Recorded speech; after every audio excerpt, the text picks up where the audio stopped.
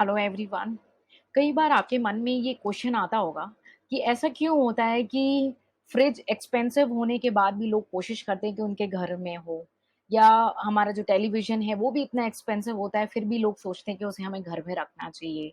या कई बार हमने ये देखा है कि डायमंड इतना एक्सपेंसिव होने के बाद भी लोग शौकीन होते हैं उन डायमंड्स को परचेज़ करने के लिए। और कई बार ऐसी सिचुएशन आती है कि जब प्राइस एक्सपेंसिव हो रहा है, किसी प्रोडक्ट का प्राइस बढ़ता जा रहा है, जैसे कोविड के टाइम में देखा हमने कि कुछ प्रोडक्ट्स के प्राइस बढ़ते जा रहे हैं, फिर भी लोग उसे बाय कर रहे हैं, उसकी डिमांड बढ़ रही है। ऐसा क्यों होता है? और ऐसा भी क्यों देखने को मिलता है कि जब सेल लगी है, तो हम सब दौड़े चले जाते हैं। ऐसे कई सारे एग्ज़ाम्पल्स ऐसे हमारे लाइफ सिनेरियोज़ में हम क्वेश्चन्स फेस करते हैं। मूवी हॉल्स में जाते हैं, तो एक्सपेंसिव पॉपकॉर्न्स खाते हैं, महँगा पानी खरीदते हैं, जो घर पे हम ईज़िली पी लेते हैं। तो ऐसा क्या सिनेरियो है जो ये सिचुएशंस के आंसर्स करेगा? आज जो इस टॉपिक को अंडरस्टैंड करेंगे उसके लिए हम पढ़ने वाले हैं exceptions to the law of demand. Yes, exceptions to the law of demand हमारे इन सारे क्वेश्चंस का आंसर करने वाला है कि ऐसी क्या सिचुएशन आती है कि हम प्राइस बढ़ने के बाद भी उसे परचेज करते हैं, हम उसे खरीदना पसंद करते हैं, यानी जहाँ पे प्राइस बढ़ते हुए भी उसकी डिमांड बढ़ती हुई हमें नजर आती है। ऐसे कई सारे एक्सेप्शंस हैं, आज कुछ एक्सेप्शंस को हम डिटेल में डिस्कस करेंगे। कंटेंट आपको हिंदी इंग्लिश दोनों ही मीडियम में मिलने वाला है। इस सेशंस का मैक्सिमम बेनिफिट उठाएं, ये कंप्लीट सीरीज चल रही है, इकोनॉमिक्स की सीरीज का मैक्सिमम बेनिफिट लें। तो एक्सेप्शंस क्या हैं लॉ ऑफ डिमांड के? इसको समझने के लिए आपको ये पता होना ज़रूरी है कि डिमांड क्या होता है, डिमांड कर्व क्या है और डिमांड शेड्यूल क्या है। अगर इसका कॉन्सेप्ट आपको क्लियर नहीं है, तो मैं प्लेलिस्ट आपके साथ शेयर करूँगी, आप इकोनॉमिक्स की कंप्लीट सीरीज़ का बेनिफिट ले सकते हैं। तो एक exceptions of law of demand के जनरली लॉ ऑफ डिमांड ये बोलता है कि भाई जिस अगर प्राइस बहुत ज़्यादा हो रहा है ना, तो लोग बहुत समझदार हैं, उस पर्टिकुलर एक्सपेंसिव प्रोडक्ट को, उस महँगे प्रोडक्ट को बाय नहीं करेंगे। लेकिन लॉ ऑफ डिमांड ने ये बोला कि लेकिन हमें ये मान के चलना है, जब प्राइस और डिमांड की बात हो रही है, तो बाकी सारी चीज़ों को हमें कांस्टेंट यानी इक्वल मान करके चलना है। अगर हमने बाकी सारी चीज़ों को कांस्टेंट और इक्वल माना, तभी किसी कमोडिटी का डिमांड बढ़ता है। अगर उसका प्राइस फॉल हो रहा है, यानी प्राइस कम हुआ, तो लोग ज़्यादा परचेज़िंग करने चले जाएँगे। और इसे हम कहते हैं, इस सिनेरियो को कहते हैं कि लॉ ऑफ डिमांड इस केस में वैलिड हो रहा है। ऐसे केसेज़ में स्टैंड कर रहा है, स्टैंड प्रूव कर रहा है। लेकिन बहुत सारे ऐसे केसेज़ हैं, जो अभी मैंने आपके सामने एक हाइलाइट किया कि क्यों होता है कि आप मूवी हॉल में बैठे हैं, तब भी आप एक एक्सपेंसिव पानी की बॉटल पी लेते हैं, उसे बाय कर लेते हैं और उसे पीते हैं, या एक्सपेंसिव पॉपकॉर्न परचेज़ करते हैं। या कई बार आपने हर घर में आजकल देखा होगा कि लोगों के घर में टीवी है या फ्रिज है, ऐसा क्यों होता है? वो एक्सपेंसिव प्रोडक्ट होने के बावजूद। तो ये हमारे हो जाते हैं एक्सेप्शंस, यानी ये जो है लॉ ऑफ डिमांड को गुड होल्ड नहीं करते, यानी कि प्राइस बढ़ने के बावजूद भी इनकी डिमांड रहती है। तो ये कौन-कौन से एक्सेप्शंस हैं, इनको हम step by step cover up करेंगे, ठीक है? तो हम ले लैंग्वेज और उनके वर्ड्स को रीड करेंगे ताकि आप इस कॉन्सेप्ट को इस सेशन के थ्रू अंडरस्टैंड करें, और वर्डिंग्स को रीड करेंगे ताकि आप उसे क्विकली रिवाइज भी कर लें और एक आपके माइंड में टर्मिनोलॉजीज और वोकैबुलरी क्रिएट हो जाए इस पर्टिकुलर टॉपिक को लेकर के, ठीक है? तो एक्सेप्शंस क्या है? So according to the law of demand, other things being equal, that means other things are constant, more of the commodity will be demanded, more commodity will be demanded at lower prices than the higher one. The law of demand is valid in most cases. However, there are certain cases when the law does not hold good. The following are the most important exceptions to the law of demand. यानी कि there are certain exceptions which speaks that even the price of the commodity increases, their demand also available in the market, and their demand is also going into the same situation on the same direction, or they are showing the positive relationship. So what are those exceptions? Let's discuss one by one. First is the conspicuous good. पहला क्या है हमारा? Conspicuous good. Conspicuous means diamond. जब भी conspicuous के बारे में बात है, तो आपके माइंड में एक एग्जांपल सेटल हो जाना चाहिए, डायमंड। यानी ये ऐसे आर्टिकल हैं जिनसे प्रेस्टीज अटैच है। ये कॉन्स्पीशियस कंजप्शन है जो जनरली रिच पीपल डिमांड करते हैं, ठीक है? वो बोलते हैं कि भाई प्राइस बढ़ा तो ये और अट्रैक्टिव होने वाला है, ठीक है, क्योंकि हम रिच रिफ्लेक्ट होंगे उससे। और इसीलिए इस कॉन्सेप्ट को वेबलिन इफेक्ट भी बोला गया है, कॉन्स्पीशियस कंजप्शन, यानी वेबलिंग इफेक्ट या प्रेस्टीज गुड्स इफेक्ट। तो मैंने आपको तीन टर्म्स बताए, कॉन्स्पीशियस कंजप्शन, वेबलिन इफेक्ट या प्रेस्टीज गुड्स इफेक्ट, ठीक है? तो वेबलिंग इफेक्ट क्या बोलता है कि हमें प्राइस ऑफ द कमोडिटी में एक पॉजिटिव रिलेशनशिप दिखता है, ताकि जैसे प्राइस बढ़ रहे हैं उसकी क्वांटिटी डिमांड भी उस पर्टिकुलर कमोडिटी की बढ़ती जा रही है। वेबलिंग इफेक्ट हमें देखने को मिलता है, ठीक है? जैसे एक्सपेंसिव प्रोडक्ट्स हैं हमारे, जिनकी जो है बहुत ज़्यादा यूटिलिटी इंक्रीज़ हो जाती है और लोग जो हैं, उसे बाय करते हैं विद द हायर प्राइस। और अगर जैसे ही उसका प्राइस फॉल करने लगता है, प्राइस गिरने लगता है, तो लोग उसे नहीं बाय करते हैं और उसे वो बाय ही करना पसंद करते हैं जब वो हायर प्राइस पे होता है, ठीक है? मैंने एग्ज़ाम्पल दिया डायमंड का, यस डायमंड बहुत ही कॉमन एग्ज़ाम्पल है, जब प्राइस डायमंड के हायर हो जाते हैं, तो वो उसपे प्रेस्टीज वैल्यू अटैच हो जाती है और इसलिए उसका डिमांड भी बढ़ जाता है। तो चलिए हमने इसे एक बेसिक ले लैंग्वेज में समझा, जहाँ पे हमने देखा कि law of demand does not hold good, यानी प्राइस ऑफ द कमोडिटी और डिमांड के बीच में एक डायरेक्ट रिलेशनशिप और एक पॉजिटिव रिलेशनशिप देखने को मिल रहा है। तो चलिए रीड कर लेते हैं conspicuous good. The article of prestige value or snob appeal or article of conspicuous consumption are demanded only by the rich people, and these articles become more attractive if the price goes up. This was found by the Veblen in the doctrine of conspicuous consumption, and hence this effect is called as a Veblen effect or prestige goods effect. So we named it three: conspicuous consumption, prestige effect, prestige goods effect. Okay?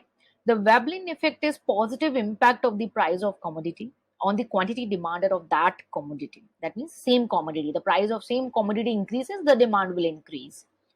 Veblen effect take place as some consumers measures the utility of a good by its price. That means if the commodity is expensive, they think that it is of good more utility. As such, they buy less of this commodity at low price and more of it at high price. Diamonds are often given as an example for this case. Higher the price of the diamond, higher is the prestige value attached to them, and hence higher is the demand for them. So I believe आपको conspicuous good के बारे में clear हो चुका हो, आप ये भी सेटिस्फाई हो चुके हो कि ये एक एक्सेप्शन है लॉ ऑफ डिमांड का। वेबलिंग इफेक्ट क्या होता है ये भी आपको आज क्लियर हो चुका हो, तो आपको एक अच्छी टर्मिनोलॉजीज भी क्लियर हो चुके हो, ठीक है? तो चलिए हम बढ़ते हैं हमारे नेक्स्ट एक्सेप्शन की ओर। और नेक्स्ट एक्सेप्शन आप देख रहे हैं हमारा जो है वो गिफन गुड्स का है।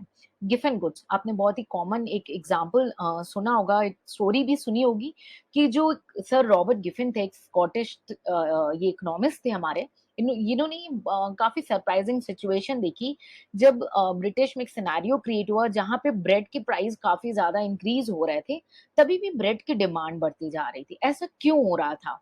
तो उन्होंने देखा कि क्या यहाँ पे लॉ ऑफ डिमांड वर्क नहीं कर रहा। तो उन्होंने फाइंड आउट किया कि भले ही ब्रेड का प्राइस वहां पे बढ़ता जा रहा है, फिर भी लोग ब्रेड परचेज कर रहे हैं। क्यों? क्योंकि लोगों की जो परचेजिंग पावर है पुअर पीपल की, वो डिक्लाइन होती जा रही है, ठीक है? अब डिक्लाइन हो रही है तो वो क्या है, वो मीट का कंजप्शन नहीं कर पाएंगे, वो एक्सपेंसिव फूड नहीं बाय कर पाएंगे। तो उस समय भी ब्रेड उनके लिए चीपर थी कंपैरेटिवली, ठीक है? और यही वजह थी कि उस पर्टिकुलर सिचुएशन में होने के बावजूद, ब्रेड एक्सपेंसिव होने के बावजूद, उसका प्राइस हायर होने से भी वजह से भी वो चीपेस्ट फूड आर्टिकल था वहां के लोगों के लिए as compared to the other food. तो इसीलिए पीपल उसे ज्यादा कंजप्शन करने लगे और यही वजह थी कि रॉबर्ट गिफिन ने हमें ये गिफिन गुड्स का कॉन्सेप्ट दिया। तो गिफिन गुड्स हमारा क्या हुआ? ये जनरली वो गुड्स हुए, ठीक है, जिसका कोई क्लोज सब्स्टिट्यूट अवेलेबल नहीं है, ठीक है? और एक काफी इंपॉर्टेंट रोल प्ले करता है कंज्यूमर की लाइफ में, ठीक है? उनका काफी इंपॉर्टेंट जो है फोकस रखता है, भाई अब फूड है, आपको खाना तो है ही, अदरवाइज आप सर्वाइव कैसे करोगे? तो ये एक ऐसे इंफीरियर गुड्स हैं जिसका कोई भी क्लोज सब्स्टिट्यूट इजिली अवेलेबल नहीं है। ऐसा नहीं कि अवेलेबल ही नहीं होगा, बट इजिली अवेलेबल नहीं है। और ये काफी इंपॉर्टेंट रोल लगता है किसी भी कंज्यूमर की लाइफ में, इसीलिए इसे बोलते हैं गिफन गुड। लेकिन हमने एक वर्ड यूज किया कि गिफन गुड एक इंफीरियर गुड है, बट सारे गिफन गुड्स इंफीरियर गुड्स हो सकते हैं, बट सारे इंफीरियर गुड्स गिफन गुड्स नहीं है। ये हमने ऑलरेडी एक पास सेशन में एक सीरीज में काफी डिटेल में डिस्कस किया था, क्योंकि इंफीरियर गुड्स के सब्स्टिट्यूट अवेलेबल होते हैं मार्केट में, गिफन के क्लोज सब्स्टिट्यूट अवेलेबल नहीं है। इंफीरियर गुड्स के सब्स्टिट्यूट अवेलेबल है, ठीक है? और इंफीरियर गुड्स क्या है, वो इनकम से कोरिलेट होता है। इनकम बढ़ी तो डिमांड पे फर्क दिखेगा हमें, यानी क्वांटिटी डिमांड अगर इंफीरियर गुड की फॉल हो रही है, ठीक है, तो इनकम राइज हो रही है, तो क्वांटिटी डिमांड, तो वो इनकम से कोरिलेट कर रहा है, प्राइस वहां पे कांस्टेंट है। लेकिन गिफन गुड्स में क्या देखने को मिलता है, वो प्रोडक्ट के प्राइस से कोरिलेट कर रहा है। तो मेन जो डिफरेंस है वो ये है। गिफन गुड्स में सबसे कॉमन एग्जांपल हमने ब्रेड का देखा, जहां पे हमने देखा और भी एग्जाम्पल देखने को मिलते हैं, बाजरा हो गया, लो क्वालिटी राइस हो गया, जब लोग बाय करते हैं, भले वो एक्सपेंसिव पहले से ज़्यादा हो गई हो, बट फिर भी वो अदर कमोडिटीज से आज भी सस्ती है, तो लोग उसे बाय करते हैं, ठीक है। गिफ्ट एंड गुड्स का हमें इनवर्स रिलेशनशिप देखने को मिला है इनकम और डिमांड के बीच में, और पॉजिटिव रिलेशनशिप देखने को मिला है प्राइस एंड डिमांड के बीच में। तो gift and goods generally price और क्वांटिटी डिमांड के बारे में बताता है, वहीं पे इंफीरियर गुड्स क्या है, वो इनकम और डिमांड के बीच में बताता है, उसे प्राइस से कोई रिलेशन नहीं है, ठीक है। सो आई बिलीव आपको ये जो हमारा नेक्स्ट एक्सेप्शन है गिफ्ट इन गुड्स, इसका कॉन्सेप्ट एक क्लियर हुआ हो, तो चलिए हम इसे रीड कर लेते हैं। Giffen goods, those goods which are inferior, Giffen goods those goods which are inferior, यानी दीज गुड्स आर इंफीरियर, ठीक है, with no close substitute easily available and which occupy a substantial place in a consumer budget and called as a giffen goods. All giffen goods are inferior goods. All giffen goods are inferior goods. But all inferior goods are not giffen goods. I hope आपको ये concept आज permanently clear हो चुका हो, ठीक है? So inferior goods ought to be have a close substitute. Moreover, the concept of inferior goods is related to the income of consumer. That is the quantity demanded of inferior goods. Quantity demand falls as income rise. Price remaining constant, however, as against to the concept of giffen goods, which is related to the price of product itself. Yani, giffen goods is talking about the price of same product and the demand. However, inferior goods is about the income. Example of giffen goods are coarse grain like bread, bajra, low quality rice and wheat, etc. In case of giffen goods, there is an inverse relationship between income and demand. However, income and demand, obviously, okay, because consumers' buying capacity or purchasing capacity is falling, okay, and positive relationship with the price and demand. That means even the price is going up in case of bread, people still able to buy the bread as compared to the other expensive food product. Whereas in case of inferior goods, have an inverse relationship between income and demand, but not necessarily the positive relationship between price and demand. So I believe with this you are very good in concept with the giffen goods and you are clear about the idea of the giffen goods as an exceptions to the law of demand.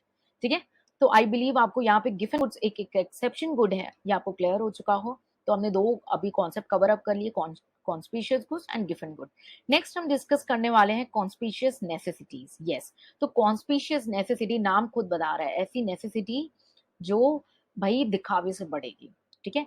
कुछ ऐसे goods हैं जिसको दिखाना है हमें, वो consumption pattern हो गया है सोशल ग्रुप का, जहां पे लोगों को टीवी देखने की आदत है, वहां पे उस जगह पे हर घर में टीवी दिखेगी, ठीक है।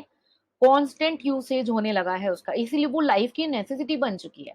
तो हमने ऑलरेडी डिस्कस किया, जैसे पहले क्या था, अभी फ्रिज कंपलसरी है, ठीक है, वाटर फिल्टर होता ही होता है, टीवी तो लगी है, भले छोटी सी लगी हो बट लगी है, भले उसके प्राइस कितने भी एक्सपेंसिव हो बट टीवी लग जाती है, ठीक है। तो ये हमारे क्या हुए, कॉन्स्पिशियस नेसेसिटीज, ठीक है। The demand for certain good is affected by demonstration effect of the consumption pattern of a social group to which individual belong. These goods, due to the constant usage, become necessities of life. For example, in spite of the fact that the price of television sets, refrigerator, coolers, cooking gas, etc., has been continuously rising, their demand does not show any tendency to fall. That means these necessities, even the price is going up, their demand is going up. There is no change in demand, or we have seen the fall in demand, and that's why we show we have seen the positive relationship between the price of the goods and the quantity demanded. Okay, so I hope the idea behind the conspicuous necessity as an exception to the law of demand is clear with you. Okay, so now just moving ahead with our other exception as to the law of demand, that is future expectations. We already know Covid का situation, future expectation about price कि आगे हो सकता है अरे ज्यादा price ना हो जाए, है ना। ऐसे कई बार मन में डर लगा रहता है कि भाई अगर कोई डिफिकल्ट सिचुएशन आ गई, है ना। कोविड के टाइम में भी ऐसी हमने सिचुएशंस देखी, जल्दी जब सूखा पड़ता है, ड्रॉट आती है, तो ऐसा लगता है ना, ऐसा नहीं कि आगे चल के, और जब भी पेट्रोल एक्सपेंसिव होती है सारे लोग बोले चलो गाड़ी में पेट्रोल फिल कराते, हो सकता है कल को और ज्यादा ना बढ़ जाए, है ना। तो future expectation about the prices, इन्हीं वजहों से कई बार बढ़ने हुए प्राइस की वजह से भी डिमांड बढ़ी हुई नजर आती है, ठीक है। तो हमें दिखता है कि भले प्राइस बढ़ गया हो, उसकी डिमांड बढ़ती है, यानी लॉ ऑफ डिमांड वहां पे फेल हो जाता है, ठीक है। तो आई बिलीव आपको कॉन्सेप्ट बेसिक क्लियर हो गया, हम उसे एक बार क्विक रीडिंग कर लेते हैं। Future expectation about the prices. क्या है future? It means it has been observed that when the prices are rising, household expecting that the price in the future will still higher tends to buy the larger quantities of such commodities. For example, when there is a widespread drought, people expect that the price of food grain would rise in future, and they demand greater quantities of food grain as their price rise. However, it has been noted that there is not law of demand which is invalidated, but there is a change in one of the other factor which is held constant while driving the law of demand, namely change in price expectations of the people. The people are expecting, and we also seen the recent example of COVID situation. Clear? Okay, तो चलते हैं हम next हमारा exception की ऐसे कौन सा और एक्सेप्शन है जो हमें दिखा रहा है कि भाई प्राइस ऑफ द कमोडिटी और डिमांड दोनों एक ही दिशा में बढ़ रहे हैं, पॉजिटिव रिलेशनशिप शो कर रहे हैं और एक्सेप्शन हैं हमारे लॉ ऑफ डिमांड के। तो नेक्स्ट जो हमारा पॉइंट है वो है कंज्यूमर रैशनैलिटी। देखिए जनरली तो ये माना गया कि कंज्यूमर रैशनल है, ऑब्वियसली नहीं मानेंगे तो बिजनेस कैसे करेंगे, ठीक है। लेकिन कई बार लॉ ऑफ डिमांड ने ये शो किया कि कंज्यूमर रैशनल नहीं है। सेल सेल सेल ये ऑप्शंस देखते हैं तो लोग चले जाते हैं शॉपिंग करने, ठीक है। तो देखते हैं ना कि अपने जो इमोशंस को है वो इम्पल्सिव परचेजेस करने लगते हैं वहां पे, इरैशनल बाइंग करने लगते हैं। तो उनको लगता है यार सेल लगी है, उस सेल के पीछे रीजन क्या होगा? ऑब्वियसली या तो उसकी क्वालिटी डिग्रेड हुई होगी तभी वो सेल लगी है, या कुछ तो उस पर इम्पैक्ट होगा, या उसकी वर्थ ही उतनी थी, ठीक है। 50% of, 75% of, what does that mean? Offer means उसकी वर्थ ही उतनी थी। ऑफर मीन्स उसकी वैल्यू या तो ऑब्वियसली पहले अच्छी होगी लेकिन आज विद टाइम वो गिर गई, 50% लेस हो गई। Offer means it's not an offer. Okay, तो आज आपको ये आइडिया लगा कि हम क्या कर रहे हैं, हम एक इम्पल्सिव बाइंग कर रहे हैं, और जो इकोनॉमिस्ट है वो हमारे इम्पल्स तक पहुंच गया है और उसे आइडिया लग गया कि हम कब बाय करेंगे, ठीक है।